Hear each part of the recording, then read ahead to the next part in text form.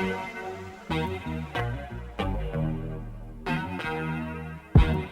we have a lot to cover today. We did something unusual where we actually had a part 2. This is a part 2. The first, just a brief rundown, so you don't have to go and listen to yesterday's episode. And again, I don't think everyone listens to every episode. Just listen to the episodes that are interesting to you, or the most current episode. That's fine with me. If you want to go back and binge, totally awesome. But don't ever feel like you have an obligation to listen to all 55 episodes that we're at. So, a quick recap. Yesterday I talked about the Super Soldier program, and John Storm in particular. So the Super Soldier program is a program run... Okay, it's not true. But anyways, I was talking like it was factual. Super Soldier program was allegedly a program run by the U.S. government where they kidnap children. They do all sorts of testing on them and break their bones to make their bones stronger and make them into these super soldiers. Then they release them back into the world with little to no memory of all of the training. And then through hypnosis or psychic techniques, all of your memories are unlocked where you are actually a soldier fighting for the government. Sometimes they fight against aliens, and sometimes they fight against humans. John Storm at least and he was who we profiled yesterday, his whole super soldier story and just the insanity that is involved in it, just the delusion. He's kept it pretty basic, where he says he was created by the U.S. government and he fought in Vietnam, and he realized it was just an unnecessary war, so he broke the programming, and now he's on our side, us Homo sapiens, us normals. He's going to save us. And he was the perfect fighting specimen, but now he looks like he's 80 years old. He has back problems and narcolepsy and needs insulin shots, and his narcolepsy is so bad he sleeps through his insulin shots. That's the story of John Storm in a nutshell. Insanity.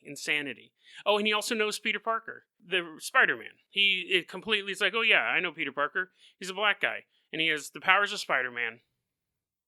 Okay, anyway, it's just so bizarre. So, if any of that interests you, that was the last episode.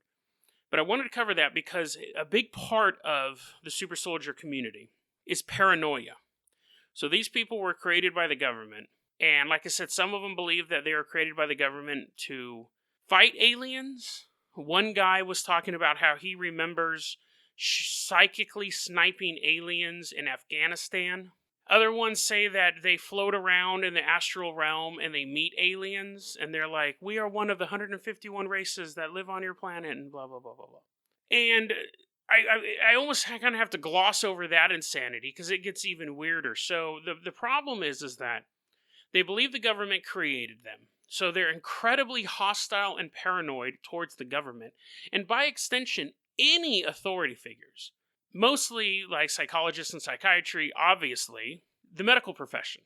So you had John Storm yesterday, I was talking, where he was saying that his pharmacist and doctor were trying to kill him, and then when he left the pharmacist, a car hit him, and this was all proof that the government was after him. Even though they pay him disability checks, somehow the government also hates his guts and wants to stop John Storm.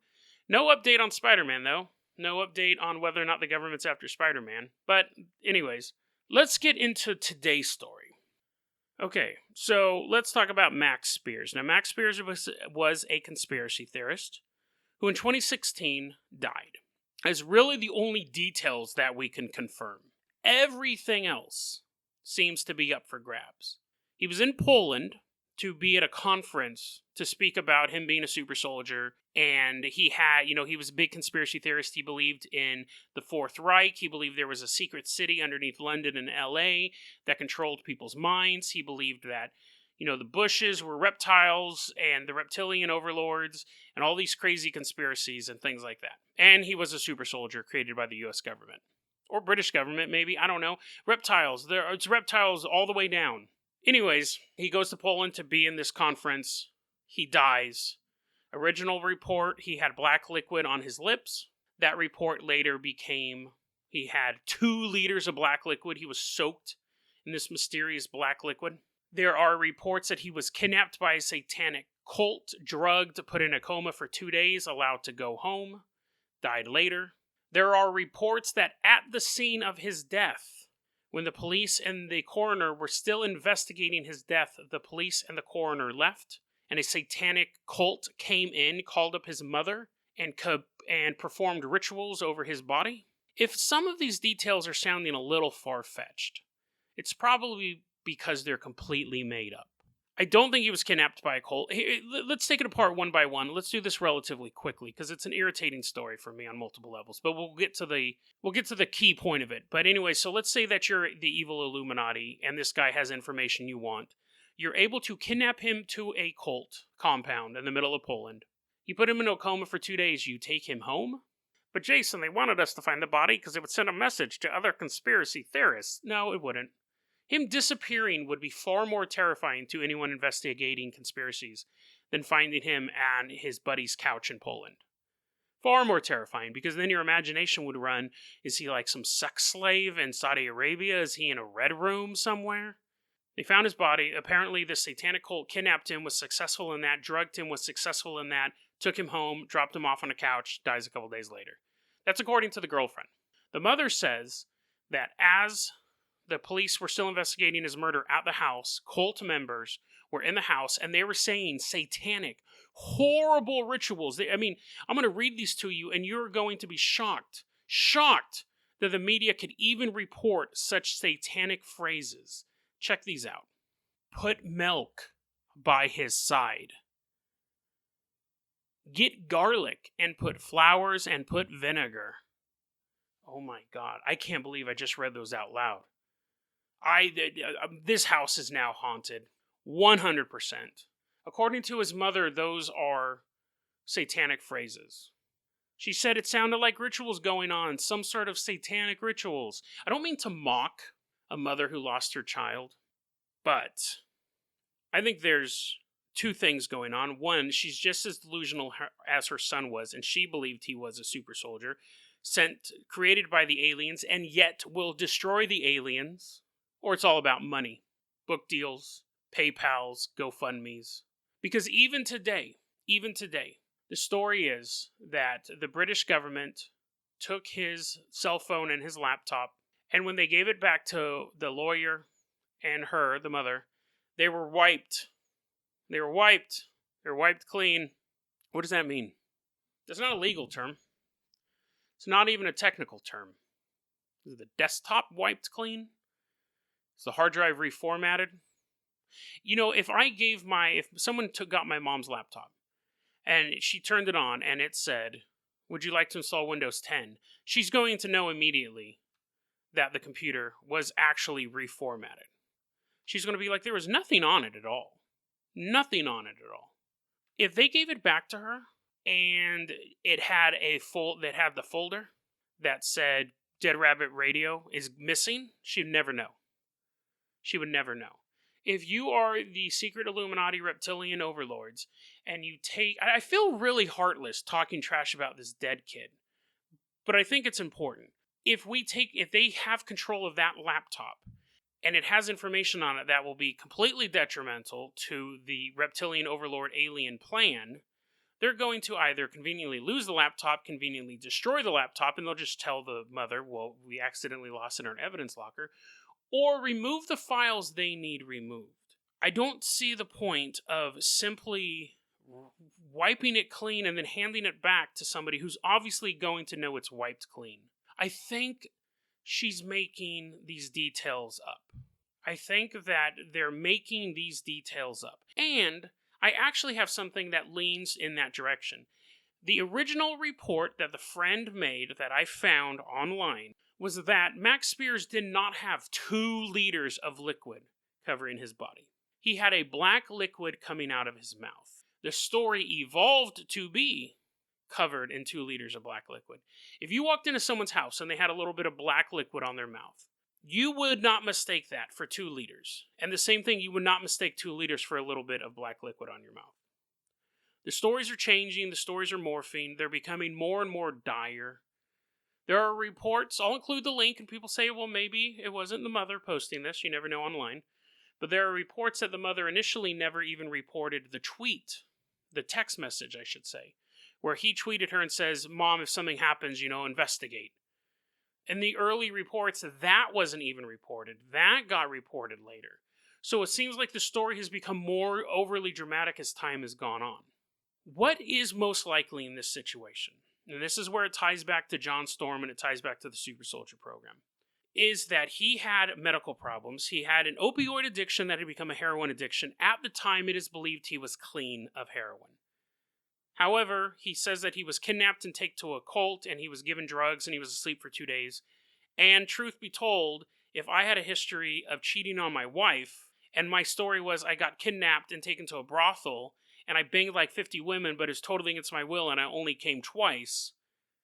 If someone who has problems with heroin addiction says they are kidnapped, taken to the middle of nowhere, given drugs, and slept for 2 days, it's a little suspicious. I'm sorry, my girlfriend, I didn't call you. I was kidnapped by Satan worshippers, and they drugged me. But I have no proof of that. That's just it's probably not what happened. He probably went to a flop house. God, I'm really shitting on this dude. I think the problem with this story is what makes me mad about this story in general. I feel really bad just talking trash about a dead kid and talking trash about his mom. I honestly do. But I think that they're using his death, his natural death. I think he had an ulcer. I think he had a peptic ulcer, and he believed in all that super soldier nonsense, that the doctors were out to get him, and the medical establishment was out to get him, and the government was out to get him, and he had stomach pain, and he wasn't taking care of it, because they're all evil reptilians, and he died of a completely preventable disease. That's what I think. I think when they say it's natural causes, that would cause the black blood to be on your lips, because he's coughing up blood, not 2 liters. But you know what I mean? I think that's what irritates me about this. I think we had a young man who had some mental health issues, obviously, and it was related to either self-medication of the heroin use or just the heroin use in general.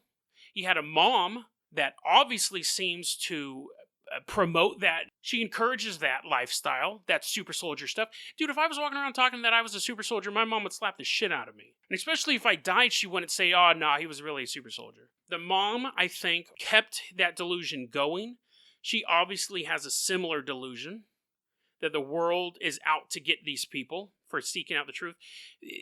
All of the stuff that he was talking about, Fourth Reich and secret cities underneath LA and Los Angeles were controlling your brain, Bush and the royal families, they were reptilians. This is all common knowledge in the conspiracy field.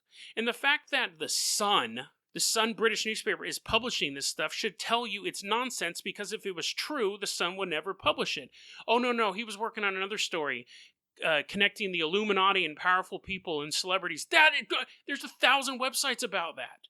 It was exposing nothing that can't be found anywhere. He dies a natural death, and it is being exploited and turned into a myth for either money or to further your own delusion. I think it's a little bit of both, honestly. I think people who already believe in this super soldier nonsense, they bought into it right away. You can read the forums of the day he died. And at first they're like, no, he's just in a coma, it's okay. And then John Storm's like, yeah, we gotta be extra paranoid now. They're taking us super soldiers out one by one. And that's why I had to do that whole John Storm episode. He ran in this crew. These people are delusional. And the day Max Spiers died, they're already exploiting it for their delusion. And I'd be shocked if the mother's not trying to get a book deal or a movie deal. I don't feel good talking trash about dead people and dead people's relatives. This might be the episode, not the one where I said that I would not report street gangs for crimes. This might be the episode where you say, damn, Jason, you're kind of scummy. But I hope it gets through where my scumminess is coming from. I'm not trying to mock the dead. I'm trying to mock the beliefs that I believe led to his demise. And they're just still ongoing. If the mother is still saying, oh no, the government wiped the laptop, which again, give me specifics. Tell me that there was no operating system on it. What does wipe the computer mean? The desktop was clean? Tell me specifically what it was. I'd be more likely to believe you, maybe, because I've seen the story shift so much. So I'm not trying to mock the grief the mother went through. And the mom may be trying to make sense of her son's death by believing in the delusion. It may be the only way for her to deal with it is to believe that her son was murdered by the reptilian Illuminati overlords. Does she believe her son was a super soldier who was kidnapped by aliens when he was a kid? I don't know. I'm sure, like I said, I'm sure there's a book deal or a movie deal or something coming down the pipe. I believe it feeds into the delusion. I believe people are making money off of it. I think it's scummy. I think it's only going to lead to more disasters in the future where we have more young men and women who now have proof that the Illuminati is out to get them, and they're not going to seek the help that they need, either physically or mentally. Because I'll admit, when I heard this story back in 2016, it was very alarming. My first inclination was, oh man, maybe he did know something we weren't supposed to know, and they killed him for it. But Illuminati reptilian aliens do not exist. So looking into that, and of course, again, if they did exist, they control everything. So these stories shouldn't exist. He dies to cover up these stories. He dies because he's exposing these stories. But in his death, these stories are exposed. It doesn't make any sense. So yes, people do get killed for discovering stuff. Generally, they get run off the road, or they get a bullet in the back of the head. They don't spit up alien goo. They don't get kidnapped and then return to their place from where they were kidnapped. And their murderers are not reptilian alien overlords. You know what? Honestly, this story is so irritating to me. This is going to sound kind of cheap, but I'm going to end the episode now. Because the other story I wanted to do was actually kind of lighthearted, but this story really pisses me off. And here's a little secret. I've recorded this episode, this single story, this is the 4th or 5th time I've recorded it. And it pisses me off every single time I do. Because it makes me mad, and it makes me scummy that I have to take this position. And I'm kind of pissing all over this family. But again, I think it's dangerous.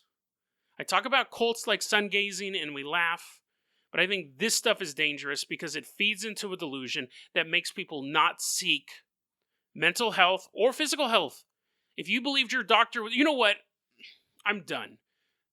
We're going to go ahead and end this episode. I hope you guys had a good time. That was a clip from our daily podcast, Dead Rabbit Radio. Dead Rabbit Radio is available anywhere that you listen to podcasts. It's daily paranormal, conspiracy, and true crime news. If you want to hear the full episode that this clip came from, check the link below. Please like and subscribe. And hit that little bell, too. That does some magical stuff. Thanks, guys.